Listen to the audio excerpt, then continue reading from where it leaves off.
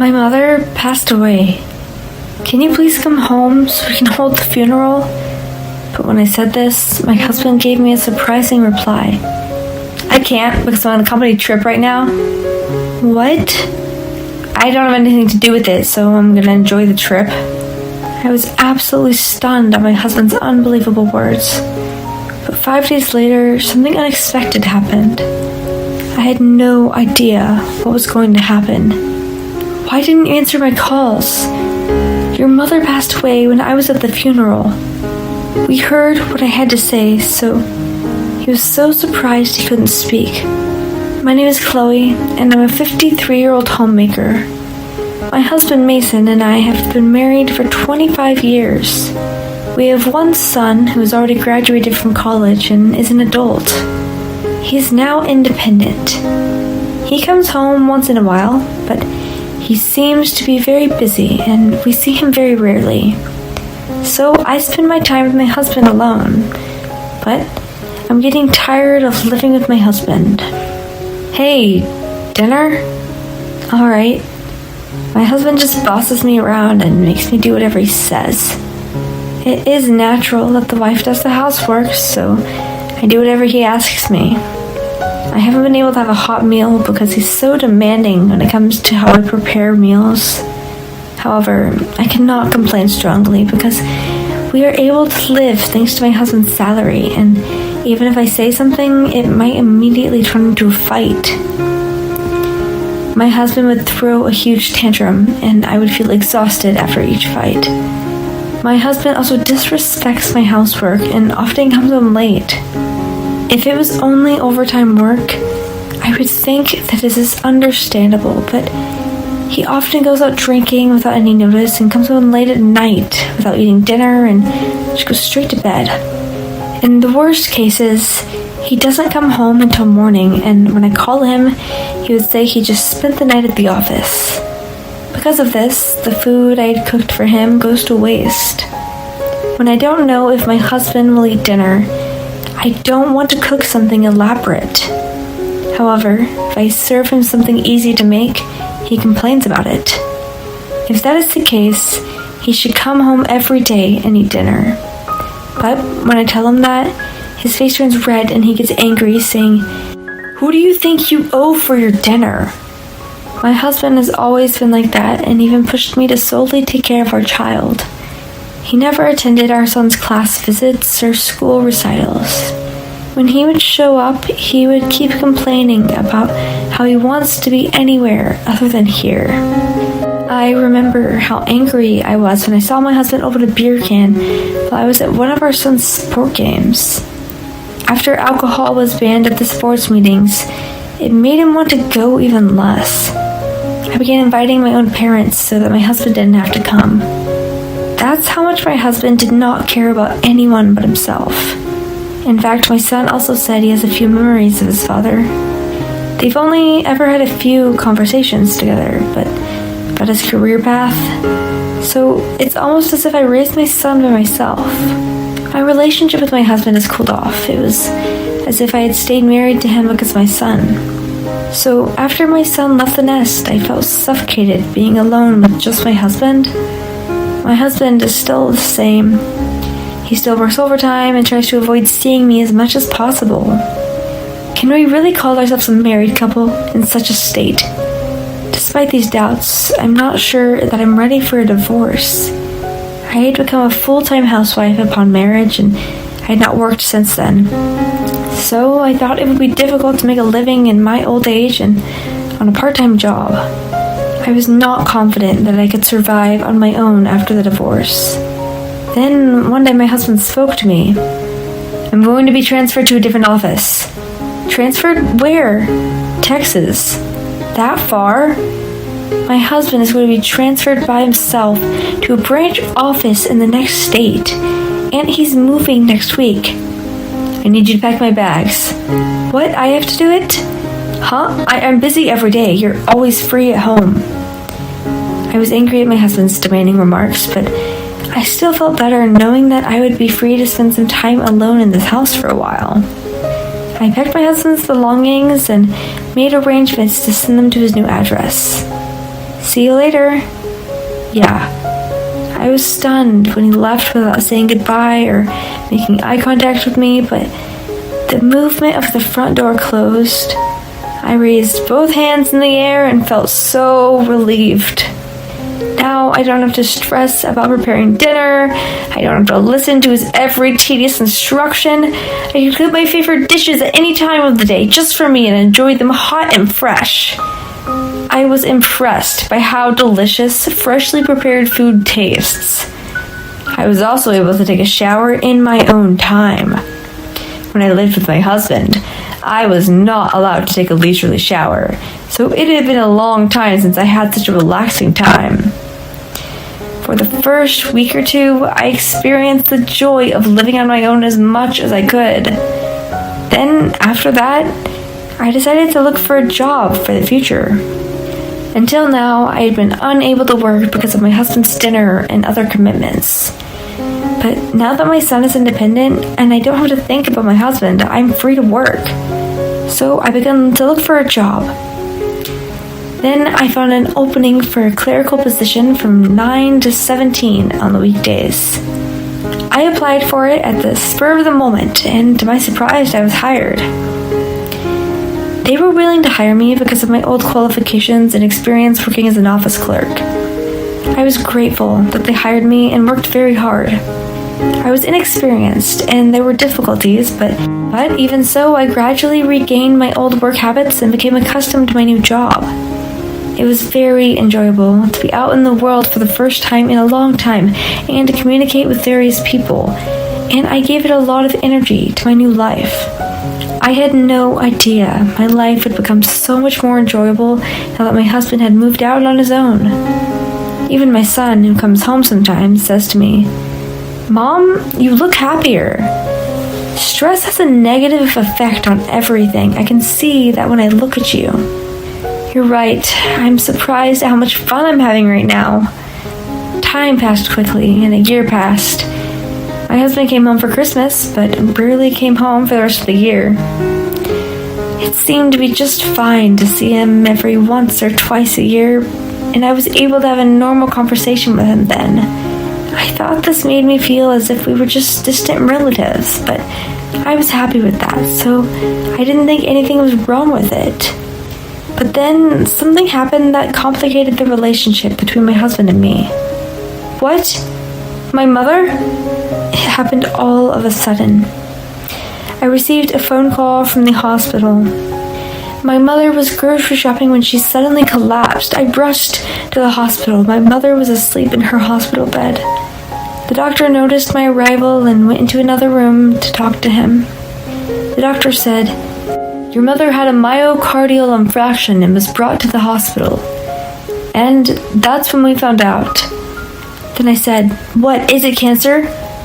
To my horror, my mother was diagnosed with terminal cancer. She had only about 6 months to live. My mind went blank when my mother suddenly was diagnosed with cancer, but I was glad she was still alive. If the news from the hospital had been sad news about my mother, I would not have been able to endure it. Then I went back to my parents' house for a long time to take care of my mother and work. My father had already passed away a few years before, and my mother was living alone at home. "Chloe, I'm sorry to bother you." "What are you talking about, Mom? This is nothing." My mother was depressed because she thought she was burdening me, but for me it was no bother at all. In fact, I'm glad I was able to spend a lot of time alone with my mother like this because it has been a long time. However, a few months after I started living with my mother, her condition deteriorated. She had to be hospitalized. "Grandma, are you okay?" "Oh, thank you for visiting me. I'm glad I get to see my grandson's face." My son would regularly follow me to the hospital to see my mother. My mother was happy to see her own grandson. By the way, my husband, of course, never came to see me or my family at all. I understand that he's working far away, so it couldn't be helped. I explained my mother's situation to him, but he would just say, "I see. or other short replies like that. I was frustrated by my husband. However, if my husband had not been working in a different state, I would not be able to take care of my mother for this long. So I decided to let it go for now. After that, my mother tried her best to stay alive, but she was unable to overcome her illness and passed away. My mother's death was very sad, but I was still very happy to witness her final days and say goodbye. And I had a lot of things to do. I had to make funeral arrangements and contacted our relatives. I called my husband first. Even though he was working in a different state, he would have to come to the funeral. If it was a bereavement, he would have been able to take off and come here without any problem. My husband answered the phone and I told him briefly, "My mom just passed away. We're going to hold a funeral, so can you come home right away?" But when I said this, my husband gave me a surprising response. "I can't because I'm on a company trip right now." "What? A trip?" "Members of the company and some friends are going with me." "Wait a minute, but I just told you my mother passed away." "Yeah, I heard. Are you not coming to the funeral?" "Yeah, because I can't cancel my airline tickets." "Are you serious? Your wife's mother just died." "It's none of my business. I'm going to enjoy my trip. You and our son will be enough at the funeral, right?" I was absolutely shocked at his unbelievable words. "I can't believe it. You're such an asshole." "What? Shut up. You're my wife. You're not allowed to talk to me like that." "Are you really not coming back here?" "No, I'm not coming back. I'm on the verge of a fun trip. Don't make me feel bad. I'm hanging up right now." "Wait, hey." My husband said this and hung up the phone. After that, no matter how many times I called, he wouldn't answer. I can't believe him. How selfish he can be. My son was also stunned that my husband prioritized this trip instead of the funeral. We decided to not think about my husband and concentrate on the funeral. Many people attended the funeral, and people were surprised that my husband was not there. There were people so surprised that some people even asked me if I was divorced. My parents-in-law also apologized for how foolish their son was being. I heard that my husband has been ignoring their calls from his parents as well. I wonder if he wanted to enjoy the trip that much. I'm thoroughly disgusted by my husband's selfishness. But then, 5 days later, something unexpected happened. To my surprise, my mother-in-law was in a car accident and died. Just a few days ago, we just had my mother's funeral, and she was very kind to me and my son. I panicked when I heard the sad news. I couldn't believe that 2 of my relatives would be gone within a week. Mentally, it was a bit unbearable. I immediately called my husband, but he didn't answer the phone. Was he still on his trip? Even though my father-in-law and my brother-in-law contacted him, my husband never responded or answered the phone. We ended up holding my mother-in-law's funeral without my husband. It was not until after the funeral that I got in touch with my husband. "Hello? You're being so clingy." "Why wouldn't you pick up the phone?" "I told you I was on a trip." "Were you on a trip for a week?" "Shut up. Who cares how long I decided to take a vacation?" "Even so, I've been so out of touch with you. You could have at least picked up once." What do you need?" "Your mother passed away and we had a funeral." "What?" Upon hearing my story, my husband fell silent, perhaps too startled to speak. After a few seconds of silence, my husband asked me, his voice trembling, "Is it true that my mother is dead? Wasn't it your mother who passed away?" "A few days after my mother died of cancer, your mother died in a car accident." "Car accident?" "Not only me, but your father and brother have been trying to get in touch with you many times, so why didn't you return their calls?" "Well, I didn't think something like this was going to happen." "My relatives, including your father and your family, were furious. They all said you were going to sever ties between you." "Oh, no." "Anyway, come over here at once and let's talk about everything properly." My husband, seeing the gravity of the situation, complied. I met with my husband for the first time in a long time, and we talked about our future. I asked my son to join us. I got right down to business. "I'm going to get straight to the point. I want you to divorce me." divorce?